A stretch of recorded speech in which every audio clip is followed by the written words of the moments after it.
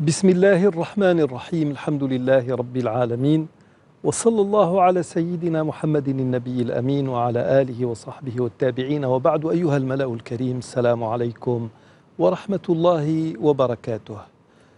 Nous sommes toujours dans le thème de la semaine dernière, l'image de l'islam dans la culture occidentale, mais aujourd'hui nous allons peut-être évoquer un petit peu le rôle d'une certaine élite occidentale qui est hostile à l'islam, mais nous allons aussi essayer d'analyser ou de mettre en exergue ce qui aurait pu, de notre côté, nous, musulmans, contribuer à cette déformation de l'histoire, à ce travestissement des données de l'histoire visant à diaboliser cette religion et ses adeptes. Je commencerai par vous, M. Boudjnoun, et j'aimerais bien que l'on reparte de là où l'on s'était arrêté la semaine dernière, à savoir cette analyse, cette synthèse faite par Roger Garaudy, rahmatullahi alayh, concernant l'Occident. Que disait-il? Alors, bismillahir-rahmanir-rahim, wa salatu wa salam ala ashrafil mursalin. Roger Garaudy, que Dieu ait son âme, en grand penseur, en fin connaisseur de la civilisation occidentale, qui est passé par plusieurs idéologies dans sa vie, en commençant par le matérialisme dialectique, voilà, on va dire, le communisme, ensuite le christianisme et l'histoire. Pour finir dans l'islam. Donc Garaudy dit justement au sujet de cet Occident que l'Occident a confisqué l'universel. Et à partir de là, il a pris il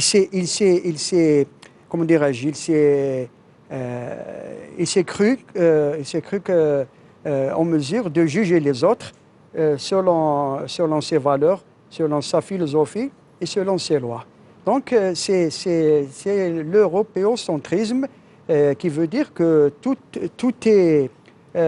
gravite autour de moi. L'Europe, l'Occident et le centre nodal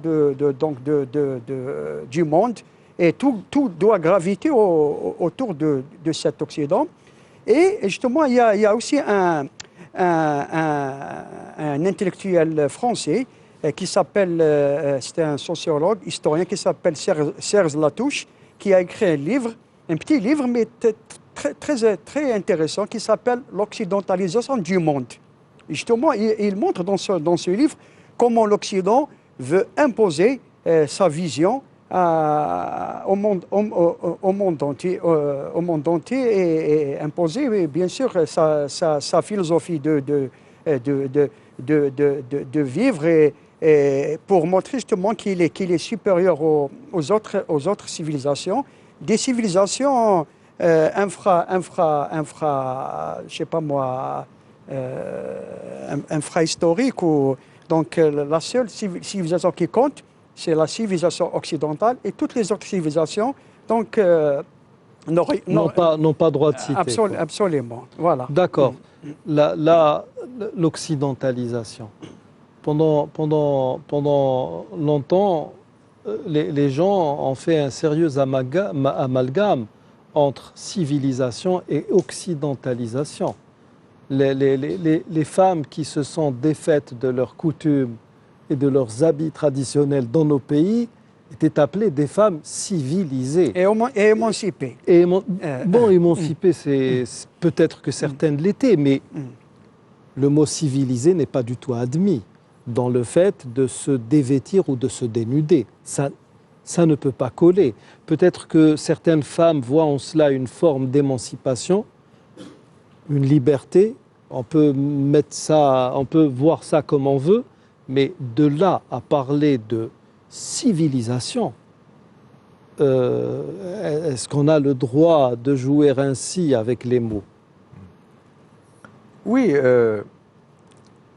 si vous permettez, on revient à cette citation merveilleuse d'ailleurs de Roger Garaudy, qu'a cité Oustaz Boudjnoun, et je vais rebondir aussi sur votre introduction. qui responsabilise, ne serait-ce que partiellement, les musulmans eux-mêmes. Et là, je suis d'accord avec vous. Les musulmans ont leur part de responsabilité dans tout ça. Je vais vous donner un exemple pratique. Si je parle trop, ne me donnez plus la parole après. Il n'y a pas de problème. Non, non, je vais tout simplement vous couper. Oui. Par exemple, Hérodote, Oui. qui était un voyageur, un compilateur, qui voyageait, qui compilait ses impressions. Il a beaucoup voyagé en Égypte. Et là, si vous lisez ses écrits, il y a des choses incroyables qu'un être humain avec un esprit logique ne peut pas accepter. Il a décrit des monstres, par exemple les crocodiles du Nil, il les a, je ne sais pas, il les a traités de quoi, comme des dragons, etc. Et un problème qui nous a touché personnellement les musulmans, c'est l'hippopotame.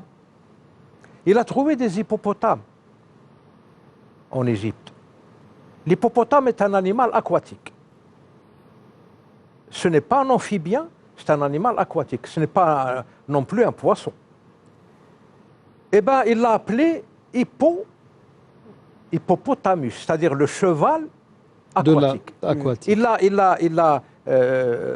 Avec sa culture, sa vision, pour lui, c'était un cheval qui vivait dans l'eau. L'eurocentrisme de l'Occident, il a pris ça pour de la Bible, pour de l'argent comptant. Il l'appelait hippopotame. Parole d'évangile, comme on dit. Parole d'évangile. Et nous, on traduit Faras Selma. Nous, on traduit Faras Selma. Pourquoi? Parce qu'on n'a pas de zoologue. On ne forme pas de zoologue dans nos universités. Parce que la zoologie vous dit que l'hippopotame est un porcidé, c'est un porc. C'est un cousin du porc, du cochon. Rien à voir avec les équidés, avec les chevaux.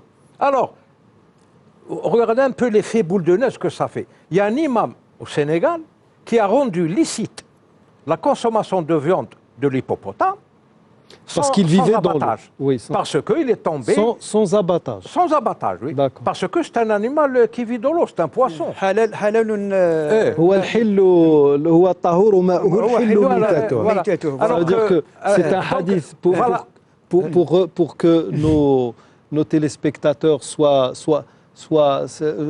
comprennent bien de quoi il s'agit. C'est un hadith du messager de Dieu qui répondait à une question.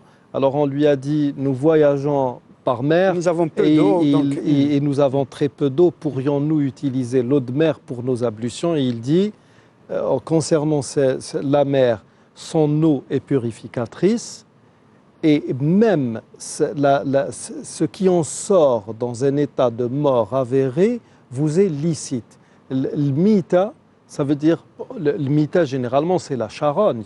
Mais bon, pour ce qui est... Un poisson qu'on sort de l'eau, oui, donc...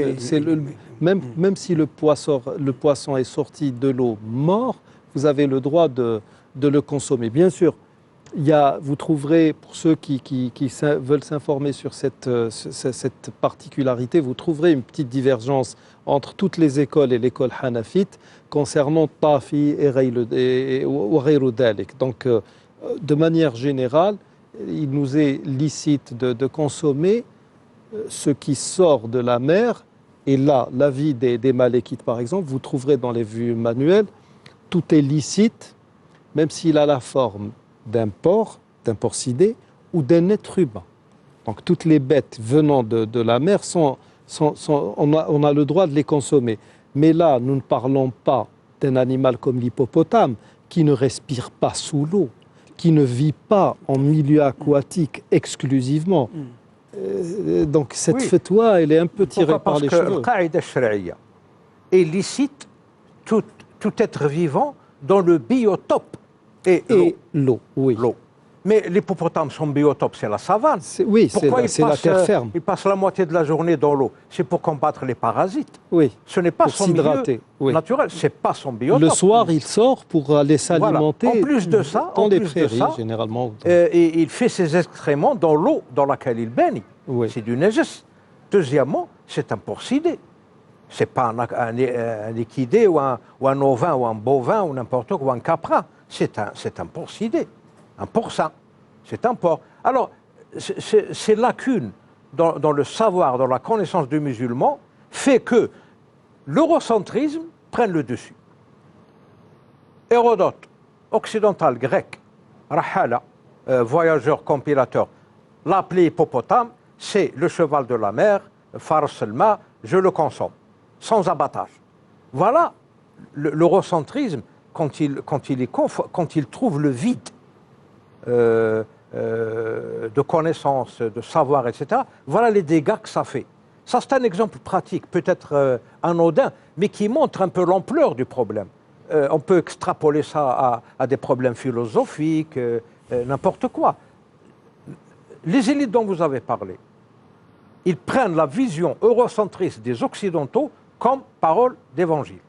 C'est ça le problème. C'est comme pratiquement une norme. Voilà, c'est ça le problème. Ils ne font aucun effort pour confronter ça avec leur héritage, leur patrimoine culturel et intellectuel et scientifique, etc. C'est ça le problème. Le problème est là. Et c'est là la majeure partie de notre contribution dans le marasme que nous vivons. C'est ça. Nous sommes intellectuellement négatifs, non productifs, pour des raisons objectives. Mais il faut que ça change. Il faut le réaliser, il faut que ça change. L'Occident est eurocentrique et eurocentriste. Il est suprématiste.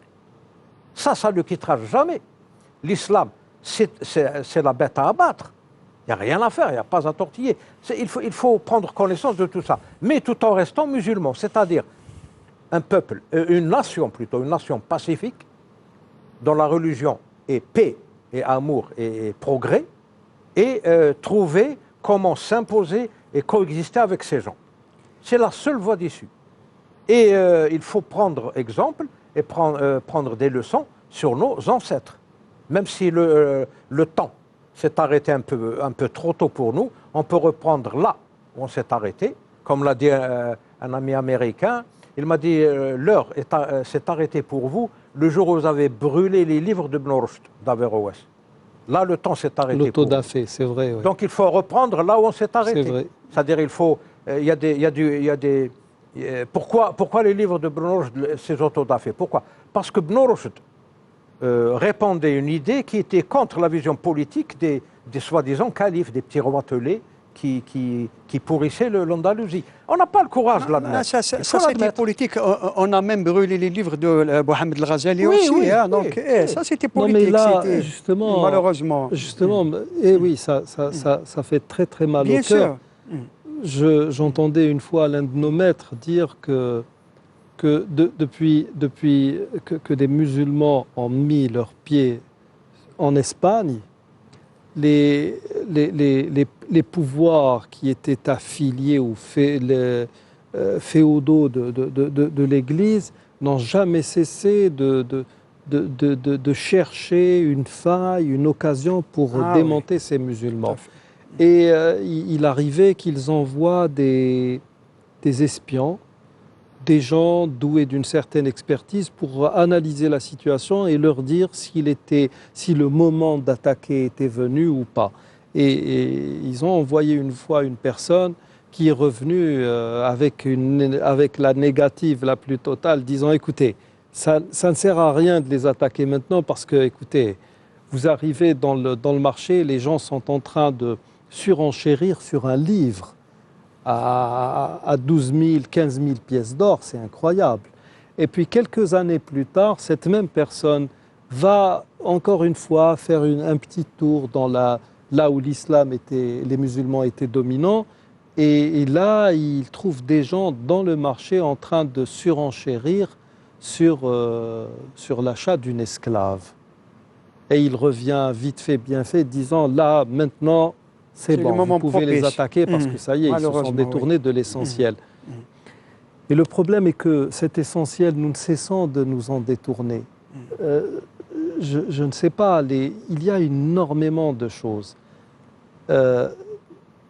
Les Occidentaux font un travail terrible, font la promotion par exemple d'un certain nombre de chaînes chiites, qui font la promotion d'un chiisme radical, subversif, agressif. Et nous sommes là à faire de la réaction, alors que nous savons que ces mêmes chiites-là ne sont pas représentatifs de tout le monde chiite. Et puis, à la limite, j'ai face à moi un chiite qui n'aime pas les compagnons du prophète que moi j'aime de tout mon cœur. Il s'agit de ce que nous appelons en langue arabe hubbun fillah, un amour en Dieu. Quelqu'un qui dénigre les Aïcha radiyallahu anha.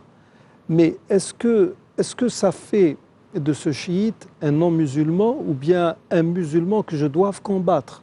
Là, il y a un sérieux problème. Oui, je me souviens une fois, il y a quelqu'un non loin d'Alger, mais d'une autre wilaya, qui m'appelle me disant, voilà, c'était à l'époque de Cheikh Gaher, rahmatullahi alayh, il faut contacter Cheikh Gaher, nous avons ici une femme qui s'est rendue compte qu'elle était mariée à un chiite.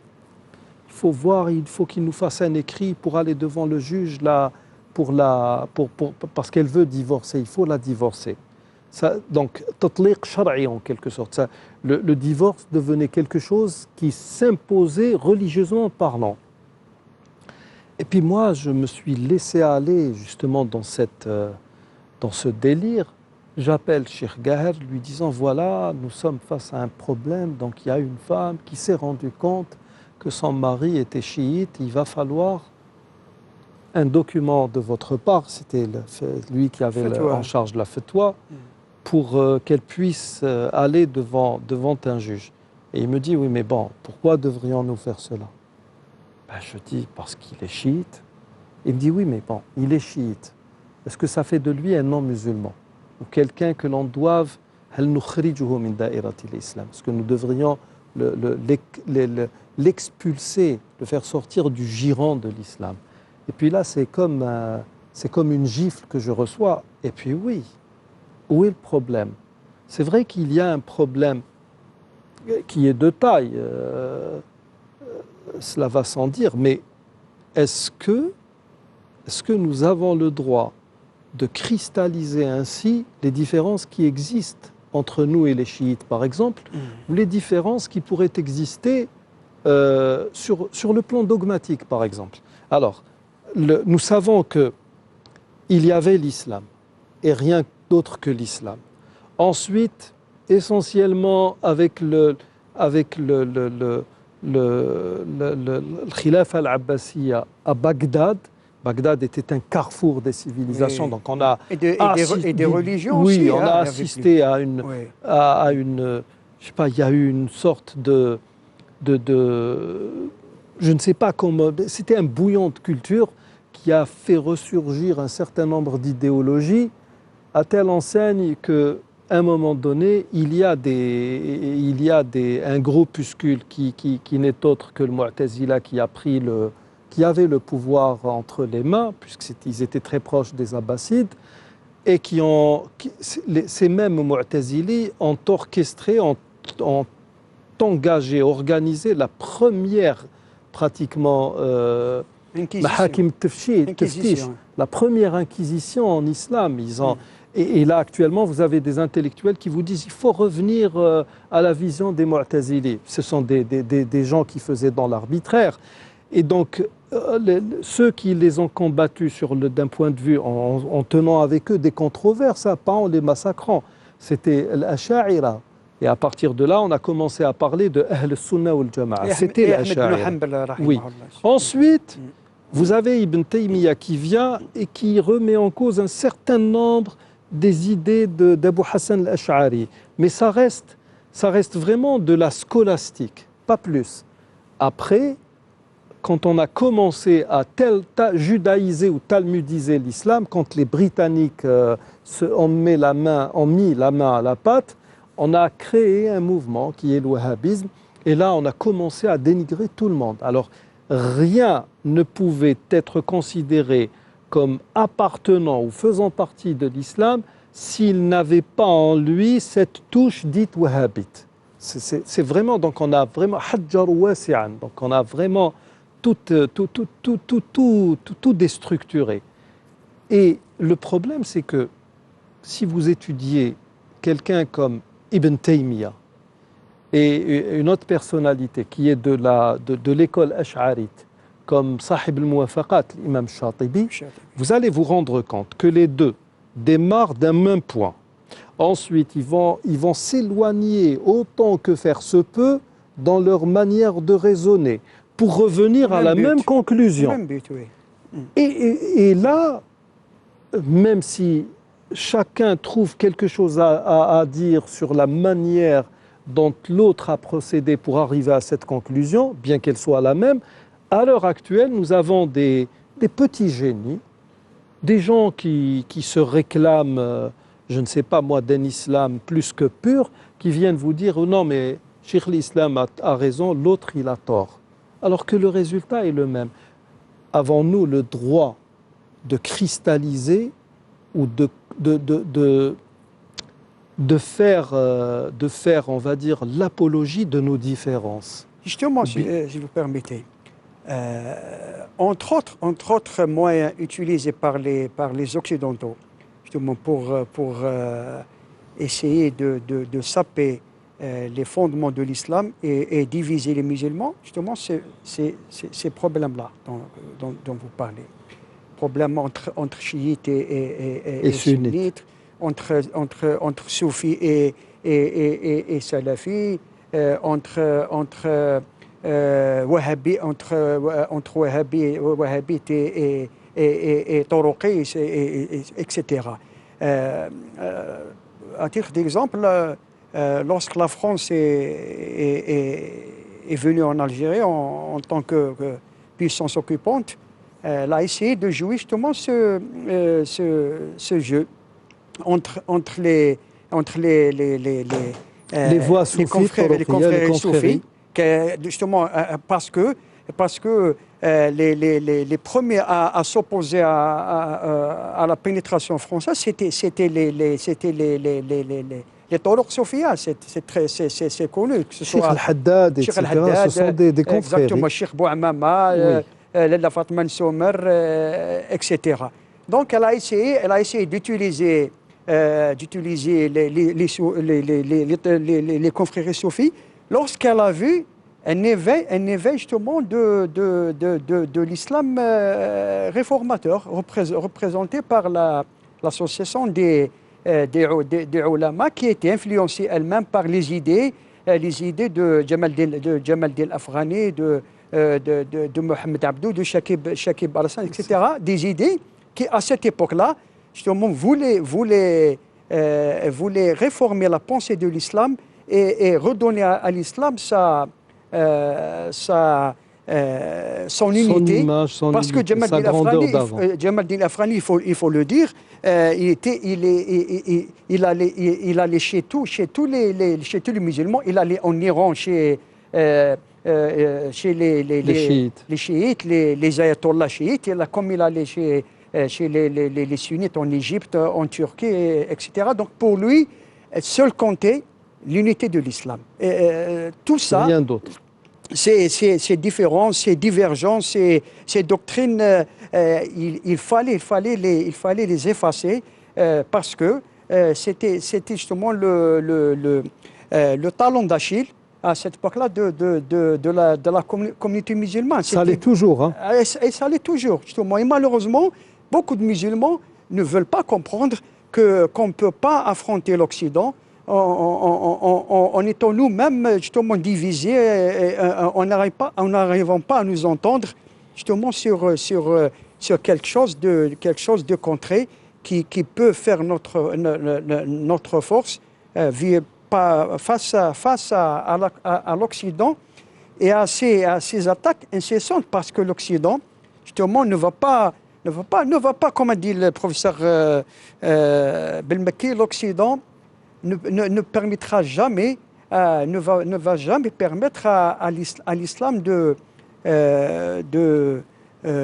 revenir sur la scène mondiale. Absolument. Mais attendez. Parce que je veux juste citer une citation d'un lord anglais, un livre que je crois que vous l'avez comme je l'ai, qui a été traduit par notre ami Amir Noor. Donc il cite un lord qui s'appelle Lord Lothian. Lord Loudon, quelqu'un voilà, que j'ai connu personnellement. Qu'est-ce qu'il dit là? Il dit il y a quelque chose au plus profond de l'âme occidentale qui se méfie de l'islam et des musulmans. C'est un instinct pervers basé sur la peur médiévale de la domination musulmane qui s'étendit non seulement à l'ensemble de l'Afrique du Nord, mais aussi à la moitié de l'Espagne et au Balkan, jusqu'au port de Vienne. Donc, cette hantise de l'islam, voilà, elle existe toujours à l'état latent dans l'esprit des Occidentaux. Oui. Et c'est ça qui les anime et qui les fait réagir. Alors il s'agit là, à titre d'information pour nos auditeurs, nos téléspectateurs, pardon, il s'agit là d'une conférence qui s'intitule Comment l'Occident a perdu le Moyen-Orient. Oui, How the West Lost the Orient. Comment l'Occident a-t-il perdu ou a perdu l'Orient, qui s'est tenu à l'université de Georgetown. C'est ça. Et justement, quand notre ami Amir Nour, il s'agit d'un pseudo, a traduit ce livre, on le lui a envoyé et j'ai eu l'occasion de discuter justement du livre avec Lord Loudoun à St. Anthony's College à Oxford. Et là, justement, il a mis, parce que Lord Loudoun, justement, a fait partie des artisans de la paix entre la Grande-Bretagne et l'IRA, à travers le Sinn Féin. Et c'est un catholique. Très protestant. Oui, lui, il est catholique. Il n'est pas, donc il a pu jouer. C'est vraiment quelqu'un qui a fait beaucoup de travail. C'est l'IRA. C'est l'IRA. Voilà. Et donc, à un moment donné, on discutait justement de tout cela. Et finalement, il m'a dit, écoutez, vous savez, j'ai pendant longtemps travaillé dans des médiations. Et un conflit peut durer 40 ans. Il ne peut se terminer que par des négociations autour d'une même table. Ça se termine toujours comme ça. On se bat, il y a une effusion de sang incroyable, il y a beaucoup de pertes humaines, et à la fin, on se met d'accord sur un principe. Et là, plutôt que tout à l'heure, M. Boudjnoun disait, nous n'arriverons jamais à faire face à l'Occident ou à combattre l'Occident de cette manière, parce que est-ce qu'il y a lieu de faire face à l'Occident ou de faire face à nos propres déviations? Je crois que la priorité, c'est de faire face à nous-mêmes. À nous-mêmes. À nous-mêmes. Et en second lieu, faire face à l'Occident. Parce que l'Occident, attention, moi quand on me dit « Ah, je suis désolé, oui, c'est vrai. Et du fait que Dieu est à même de les anéantir ou de réduire à néant tous leurs efforts visant à nous porter préjudice, ma foi en Dieu, mine de rien, peut suffire. Mais comment aussi, avec cette foi de Dieu, ou en Dieu, je peux, on va dire, m'améliorer ou focaliser sur l'essentiel? D'abord en reconnaissant nos atouts. Parce que l'Occident nous a mis dans la tête que nous n'avons pas d'atouts, nous sommes arriérés, nous sommes contre les droits de l'homme, contre ceci, contre cela. Et on va tenter de se décomplexer en quelque sorte, voilà, faire un travail là-dessus. Voilà. C'est-à-dire qu'ils ont mis dans la tête des élites musulmanes que l'Occident, c'est l'exemple à suivre, le prototype, l'archétype civilisationnel, et que nous, on doit régler nos diapasons sur cet Occident. C'est ça l'idée majeure de la situation. Pourquoi? Parce que nos élites n'ont pas le courage de faire des analyses. Par exemple, les Mu'tazilites.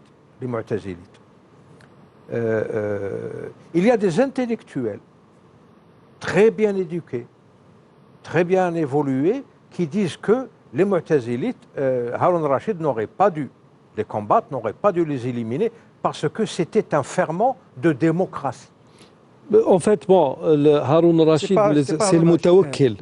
Avec le Mutawakkil, parce que Harun Rachid, le Ma'moun, c'était leur disciple. C'était leur disciple, oui. Moi, c'est le premier, justement, à imposer le mu'tazilisme en tant que... C'est le Mutawakkil qui a fait pencher la balance en faveur de... Parce que ça devenait insoutenable. on ramenait du franc des petits imams pour les interroger. Ma taqulu fi al-Qur'an, am makhlouqun huwa am ghayru makhlouq. C'était une devenu aberration ridicule, terrible. oui. Et si vous n'étiez pas d'accord avec eux, c'était la décapitation. Oui. Personne n'a fait l'effort d'analyser l'idéologie des Mu'tazilites. Oui. On se cramponne, cette fitna de Coran makhlouq ou non, on se cramponne à ceci, à cela, mais personne n'a fait l'analyse de l'idéologie mu'tazilite. Les Mu'tazila, c'est quoi? C'est en majorité des Perses qui ont adopté la philosophie platonicienne et aristotélicienne. Donc c'est des si vous voulez, c'est des néo-rationalistes. Ils ont voulu introduire le rationalisme dans l'islam. Mais quel rationalisme? Un rationalisme qui détruirait l'islam. Quand on fait l'analyse, par exemple, de leurs 5 principes, Tawhid, Tanzih, Al-Wa'd wal-Wa'id, Al-Amr al-Ma'ruf wa an-Nahy anil-Munkar, ils ont 5 L'imam, principes. etc. Oui, Parce qu'ils ont même incorporé par l'imam. exemple, Tanzih. Ils vous disent, écoutez, Allah subhanahu wa ta'ala, Dhat al-Ilahiyya, il faut nazzahuha, il faut munazzaha. Donc comment? il faut, oui. Comment traduire le mot tanzih ici? Le Coran ne peut pas être le verbe divin. C'est pas transcendant. Il faut en quelque sorte dépouiller l'entité divine de tout ce qui pourrait la réduire à un état ou à une forme d'être humain. L'anthropomorphisme. Non, ils sont contre. Justement, c'est pour la dépouiller de tout ce qui pourrait justement faire de l'anthropomorphisme. Quand on fait l'analyse de l'idéologie mu'tazilite, on trouve que chacun de leurs 5 principes, 5 fondements, a un but précis. Pourquoi ils insistent? Ils veulent implanter dans l'imaginaire et le structuralisme des musulmans que le Coran ne peut pas être kalamullah. Oui. Mais makhlouq, c'est une création. Pourquoi? Parce que la création n'est jamais parfaite. Le créateur est parfait, yunazzah, mais la création n'est jamais parfaite. Donc le Coran étant créé, il ne peut pas être la référence absolue. Il est imparfait. C'est ça le but qu'ils ont quand vous faites l'analyse. Alors, quand vous dites que le Coran est le verbe divin incréé, ils vont vous dire, mais alors, comment vous pouvez prendre entre vos mains une partie de Dieu, sa parole. Ce n'est pas possible. Vous le rabaissez à votre niveau. C'est ça leur raisonnement, pseudo-rationnel. Mais quand vous faites l'analyse de tout ça, vous allez vous rendre compte que ces gens-là, ils avaient des buts bien précis. Et bien aujourd'hui, nos intellectuels, ils les défendent comme quoi c'est des démocrates, c'est l'islam des Lumières, c'est celui. Pourquoi? Parce qu'ils défendent en fait le rationalisme grec de Platon et d'Aristote. C'est aussi simple que ça. Donc c'est ça ce qui nous manque, l'audace de faire des analyses en utilisant nos données, nos références, qana'at, c'est-à-dire nos convictions. Voilà, et arriver à aboutir à des conclusions valables qui permettraient de poursuivre le chemin. C'est ça. Nous, on est là. Bon, les Occidentaux disent que les Mu'tazilites sont des rationalistes, c'est des gens bien, etc.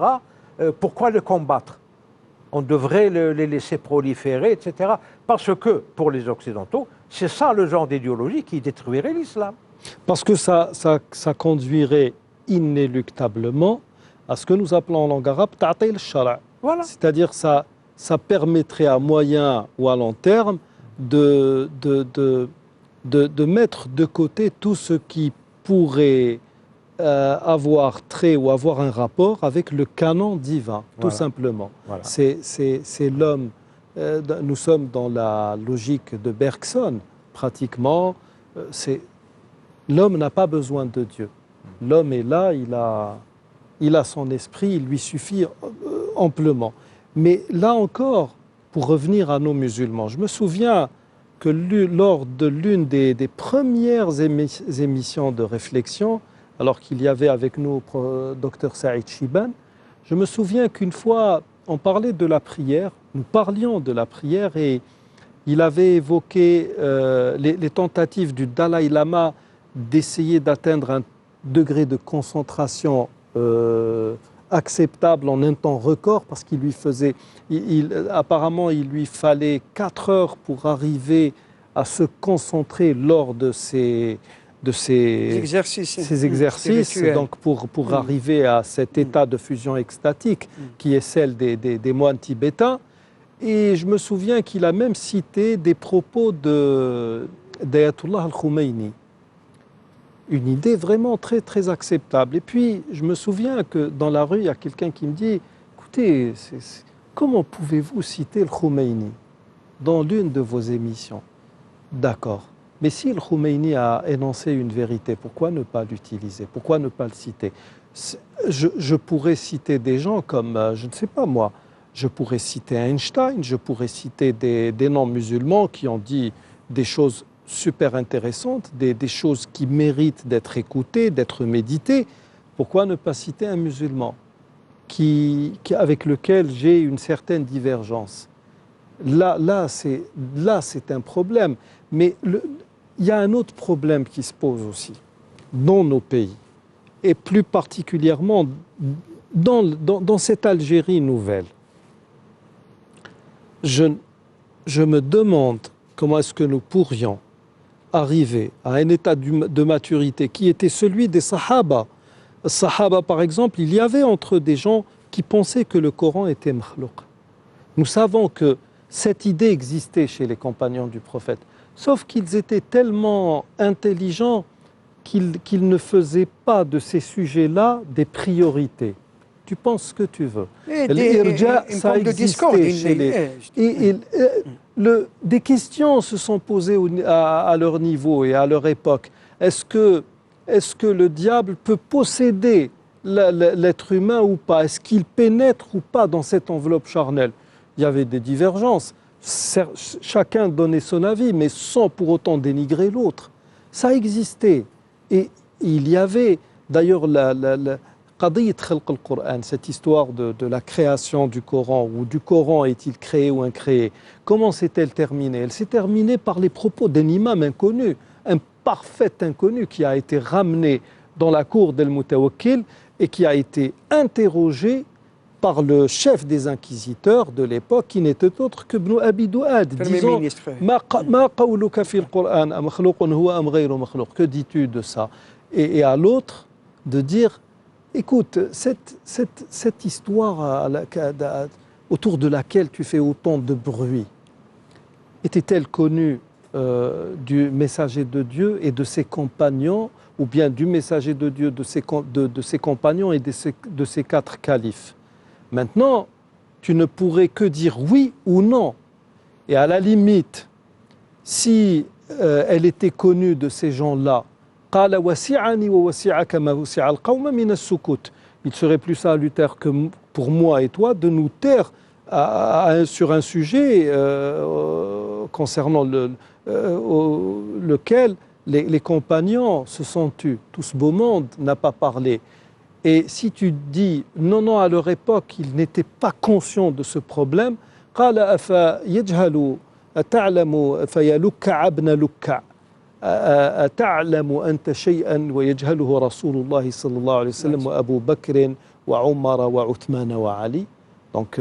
je sais pas, moi je pourrais traduire Luka ibn Luka par Gueux, fils de Gueux. Tu connaîtrais toi quelque chose que le messager de Dieu et ses 4 califes ignoreraient. Donc, la culture du silence, même par moments la culture du secret, c'est-à-dire vous êtes face à quelqu'un qui vous déplaît hautement par un comportement ou par une pensée, mais vous taisez la chose, vous la mettez sous silence pour ne pas envenimer les relations. Si vous permettez, professeur, moi je pense qu'il faut faire la part des choses. On a parlé des Mu'tazila et autres. Et dans toutes les tendances musulmanes, toutes les doctrines, il y a quand même quelque chose de négatif, mais il y a quand même quelque chose de positif, on va sans dire. Par exemple, les Mu'tazila, à l'époque, les Mu'tazila étaient les seuls à affronter et à répondre aux détracteurs de l'islam. Il y avait à Bagdad justement, il y avait une floraison de philosophie. Il y avait les chrétiens, il y avait les manichéistes, il y avait les juifs, il y avait les bouddhistes, donc les seuls qui... Il y avait la philosophie grecque, les seuls qui pouvaient justement affronter ces tendances, c'était les Mu'tazila et qui utilisaient les mêmes armes que leur adversaire. Oui. Les Mu'tazila a donné quand même de l'histoire. C'est clair, bien Al-Qadi sûr, Abd al-Jabbar, le Zamakhshari.